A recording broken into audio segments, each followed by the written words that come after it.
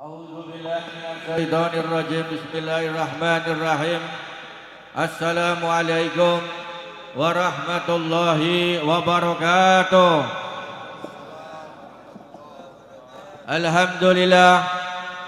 Alhamdulillahi rabbil alamin. Allahumma salli wa sallim wa karrim wa adib ala sayyidina wa nabiyyina Muhammad miftahi babi rahmatillah adada ma fi ilmillah salatan wa salaman daimaini bidawami mulkillah wa ala alihi wa sahbihi rabbi israh li sadri wa yassir li amri wahlul 'uqdatam min lisani yafqahu qawli wala haula wala quwwata illa billahil aliyyil azim. Amma ba'du.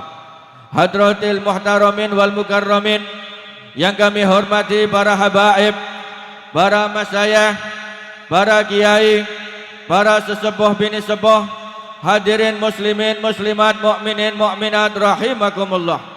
Izinkan kami atas nama keluarga dan murid dari sahibul hal Sayyidil Walid Al-Habib Idrus bin Ahmad Al-Mutahhar membacakan sekelumit wasiat dan nasihat yang pernah disampaikan oleh beliau di dalam berbagai macam kesempatan.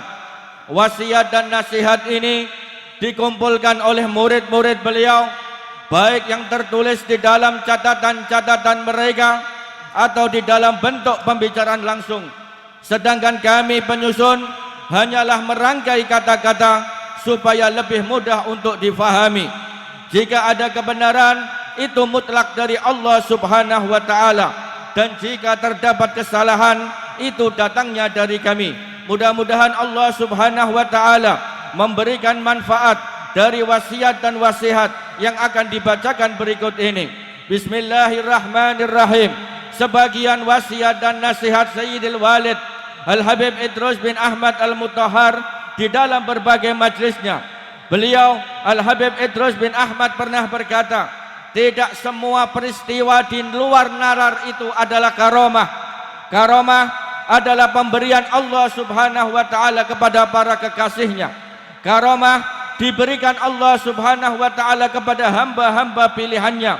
Tujuan karomah adalah untuk membenarkan Allah Subhanahu wa ta'ala dan jalan mengikuti baginda Nabi Muhammad sallallahu alaihi wasallam. Sedangkan peristiwa-peristiwa yang ajaib yang terjadi di dunia ini tidaklah selalu disebut karomah, meskipun ia keluar dari orang-orang muslim, karena di antara tanda karomah adalah bertambahnya keimanan serta kecintaan kepada Allah Subhanahu wa ta'ala dan Rasulullah sallallahu alaihi wasallam bagi yang menyaksikan peristiwa tersebut. Sebagaimana para sahabat Nabi bertambah keimanan dan kecintaan kepada Rasulullah sallallahu alaihi wasallam setiap muncul mukjizat dalam diri baginda Nabi sallallahu alaihi wasallam, karomah pun sama, ia akan menambah keimanan dan keyakinan bagi siapa saja yang menyaksikannya. Beliau pernah berkata, ketahuilah bahwasanya seseorang yang telah diberi karomah oleh Allah Subhanahu wa ta'ala, maka akan nampak akhlaknya menjadi baik, cara pikirnya menjadi baik, dan perbuatannya juga baik. Di dalam majlisnya yang lain, beliau Al-Habib Idrus juga pernah berkata, setan tidak bisa menyerupai para wali Allah secara sempurna di alam mimpi. Setiap mimpi yang dialami manusia memiliki tiga kemungkinan. Ada kalanya mimpi dari setan, ada kalanya mimpi dari keinginan atau cita-citanya yang belum kesampaian, dan ada kalanya mimpi itu adalah pemberian Allah Subhanahu wa ta'ala atau disebut ru'yatus salihah. Dan juga ada yang tercampur di antara tiga kemungkinan tersebut. Al-Habib Idrus menjelaskan bahwa ru'yatus salihah ada kalanya berupa kabar gembira bagi dirinya, bagi yang bermimpi, atau terkadang kabar gembira bagi orang lain. Terkadang bisa berupa teguran bagi yang bermimpi, terkadang bisa berupa teguran bagi orang yang lain, kadang bisa berupa isyarat-isyarat, atau terkadang bisa berupa ilmu dan pemahaman ilmu. Inti dari ru'yatus salihah adalah basyiran wa nadhiran, memberi kabar gembira dan memberi peringatan. Beliau juga menjelaskan, jangan kau kira jika seseorang sudah menjadi kekasihnya tidak diberi peringatan. Justru peringatan Allah Subhanahu wa taala kepada para wali-walinya jauh lebih keras daripada peringatan kepada orang-orang awam. Beliau sering ketika bersama sejumlah murid-muridnya selalu menanyakan, adakah yang mendapatkan mimpi? Lalu jika ada yang bermimpi diceritakan di hadapan beliau.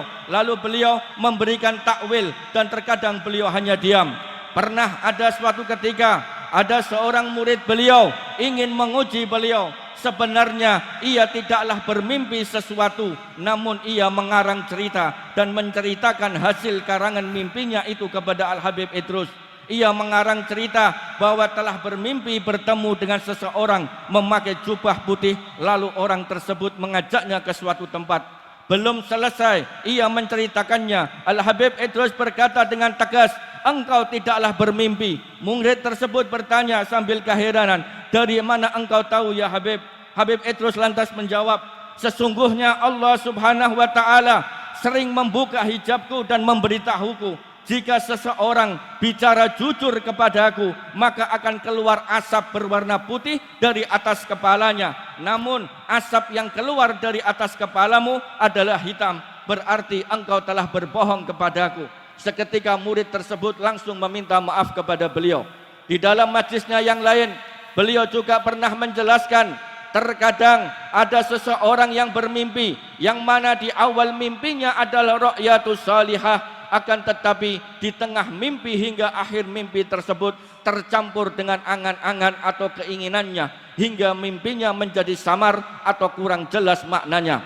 Pernah ada seorang murid beliau bermimpi dan menceritakan kepada beliau, lalu beliau berkata, awal mimpimu itu benar, tapi di akhir cerita mimpimu itu adalah godaan dari setan. Sesungguhnya setan tidak bisa menyerupai Rasulullah sallallahu alaihi wasallam dalam alam mimpi. Begitupun setan tidak bisa menyerupai wajah seorang wali Allah dalam mimpi seseorang. Beliau kembali menjelaskan, setan atau jin hanya bisa menyerupai tubuh seorang wali, akan tetapi ia tidak akan bisa menyerupai wajah seorang wali Allah.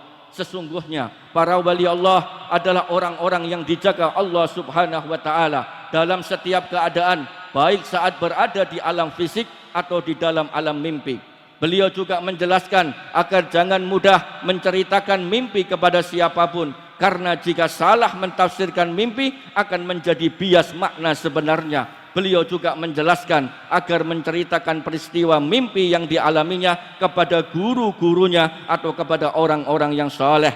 Beliau Al-Habib Idrus bin Ahmad Al-Mutahhar juga pernah berkata di dalam sebuah majlisnya yang lain, perhatikan setiap bisikan yang masuk ke dalam hatimu.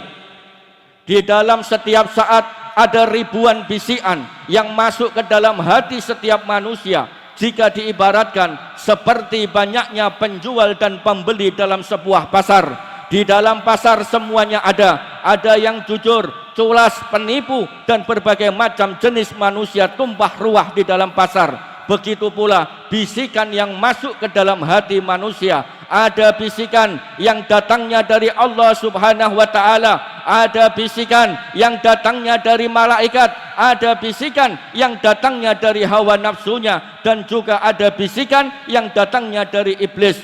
Bisikan-bisikan itu akan selalu mewarnai hati manusia. Jika yang datang adalah bisikan kebaikan dan hatinya membenarkan bisikan itu, maka tubuh akan mengikuti perintah hati hingga muncul berbagai macam ketaatan.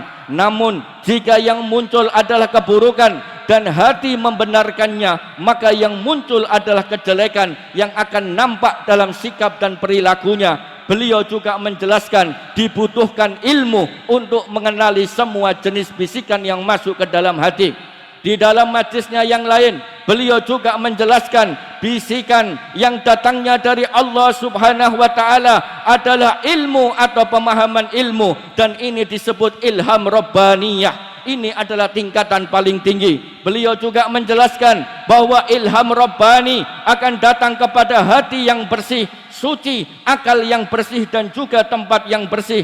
Suatu saat beliau Al-Habib Idrus pernah marah kepada salah seorang muridnya yang mengatakan bahwa diri sang murid tersebut telah mendapatkan ilham ketika ia berada di dalam kamar mandi. Saking marahnya wajah beliau memerah dan berkata dengan tegas, ketahuilah ilham Rabbani tidak akan turun di WC atau di kamar mandi atau tempat-tempat yang penuh dengan najis. Lalu dilanjutkan, ketahuilah suatu bisikan yang masuk saat seseorang berada di dalam kamar mandi adalah dari nafsu dan iblis.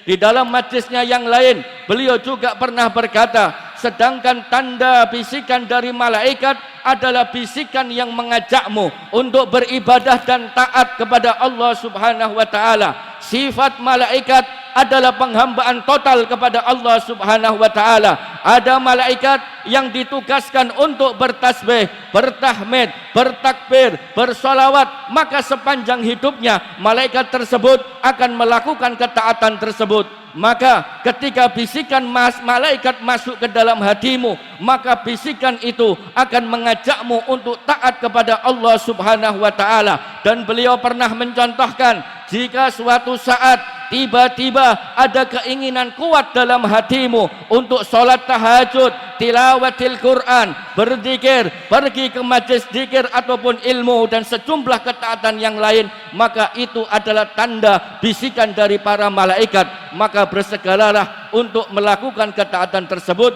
agar engkau termasuk golongan muqarrabin, golongan yang didekatkan kepada Allah Subhanahu wa taala. Di dalam majlisnya yang lain, beliau Al-Habib Idrus juga menjelaskan, ketahuilah dalam sehari semalam akan datang ribuan jenis bisikan yang masuk ke dalam hatimu. Maka berhati-hatilah. Jika yang masuk adalah bisikan yang baik, maka bertasbihlah dan berzikirlah kepada Allah Subhanahu wa taala. Namun jika yang masuk adalah bisikan yang mengajak keburukan, maka mintalah perlindungan kepada Allah Subhanahu wa taala. Ada beberapa hal yang sering dilakukan oleh Al-Habib Idrus dan diperhatikan oleh murid-muridnya.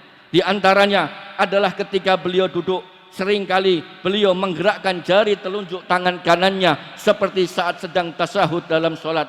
Hal itu berulang kali dilakukan oleh beliau, hingga ada yang bertanya kepada beliau, kenapa sering melakukan hal tersebut? Lalu dijawab, ketahuilah aku meminta perlindungan kepada Allah Subhanahu wa taala dalam setiap bisikan keburukan yang masuk ke dalam hatiku dengan cara mentauhidkan Allah Subhanahu wa taala dalam setiap keadaan. Dan jari telunjuk seperti saat sedang tasyahud adalah tanda untuk mentauhidkan Allah Subhanahu wa taala di dalam setiap keadaan. Beliau Al-Habib Idrus juga pernah berkata, ketahuilah sesungguhnya para wali Allah itu berada di dalam dua keadaan, yaitu wilayah al-istihad pendapat atau wilayah al-amr perintah. Sesungguhnya para wali Allah adalah manusia yang dititipi sedikit rahasia oleh Allah, dan para wali pun memiliki sejumlah sifat basariyah sama seperti manusia pada umumnya. Mereka juga makan, minum, menikah, dan menunaikan sejumlah kebutuhan yang lain sebagaimana manusia pada umumnya. Yang membedakan mereka dengan manusia awam adalah kadar ketaatan dan ketakwaannya. Di antara contoh wilayah istihad adalah seperti memilih mazhab fikih, mendalaminya, dan mengambil sejumlah pendapat dalam mengambil sebuah permasalahan fikih. Ketika berada di dalam wilayah ini, ia berpotensi berbeda pendapat dengan ulama yang lain. Beliau juga menjelaskan, ketika ada seseorang menentang wali dalam wilayah istihad ataupun ilmu, maka biasanya hal tersebut tidak apa-apa karena sifatnya ilmu itu adalah luas.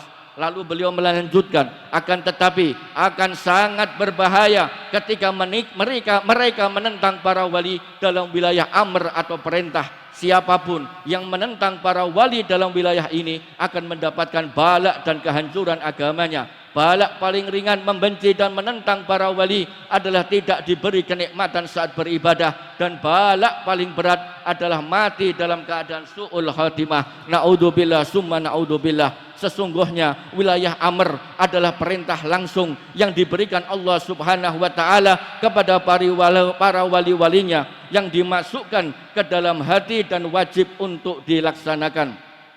Sesungguhnya ketika seseorang menentang dan membenci para wali dalam wilayah ini, maka ia seperti menentang Allah Subhanahu wa taala, dan siapapun yang menentang Allah Subhanahu wa taala akan mendapatkan kehancuran di dunia dan akhirat. Lalu ada yang bertanya kepada beliau, bagaimanakah cara membedakan antara wilayah ijtihad dan amr? Kemudian dijawab singkat oleh beliau, berhusnudonlah, berprasangka baiklah, karena hanya dengan prasangka baiklah maka keselamatan akan tercapai. Dan di antara kabar yang beliau sampaikan kepada Al-Fakir, suatu saat Al-Fakir mendapati beliau sedang menangis sesenggukan. Lalu beliau berkata, ketahuilah, kelak dimulai pada tahun kembar, para duriyah Nabi atau para ahlil bait akan dimusuhi, dibenci dan dicari-cari kesalahannya. Saat itu Al-Fakir masih belum memahami makna tahun kembar yang dimaksud oleh beliau.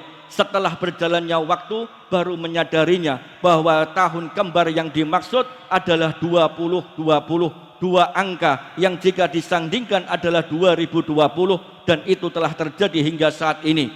Beliau juga mengatakan bahkan orang-orang yang mencintai ahlil bait pun akan ikut dibenci, dimusuhi dan dicari-cari kesalahannya. Mudah-mudahan Allah Subhanahu wa taala menyelamatkan kita, keluarga kita dan anak keturunan kita dari berbagai macam fitnah dan keburukan yang terjadi. Allahumma ya Allah, perbaiki keadaan hati-hati kami, perbaiki hubungan kami denganmu, perbaiki hubungan kami dengan Nabi-Mu, perbaiki hubungan kami dengan makhluk-makhluk-Mu ya Allah. Allahumma ya Allah, ampunilah dosa-dosa kami, ampuni dosa kedua orang tua kami, ampuni dosa guru-guru kami, ampuni dosa keluarga kami, dan ampuni dosa seluruh umat Nabi Muhammad sallallahu alaihi wasallam. Allahumma ya Allah, berilah kami rahmat-Mu di dalam kehidupan dan kematian kami, dan berilah kami rahmat-Mu di dunia dan akhirat. Allahumma ya Allah, angkatlah kesusahan-kesusahan kami, kabulkanlah hajat-hajat kami, dan lapangkanlah kehidupan kami. Allahumma ya Allah, kumpulkanlah kami dengan orang-orang yang mencintai-Mu di dunia dan akhirat. Allahumma ya Allah, akhirilah kehidupan kami dengan husnul khatimah, dengan husnul khatimah, dengan husnul khatimah. Rabbana atina fid dunya hasanah wa fil akhirati hasanah wa qina adzabannar. Hasbunallahu ni'mal wakil, ni'mal maula wa ni'man nasir. Wala haula wala quwwata illa billahil aliyil azim. Wa sallallahu ala sayyidina Muhammadin wa ala alihi wasallam. Walhamdulillahi rabbil alamin. Wassalamualaikum warahmatullahi wabarakatuh.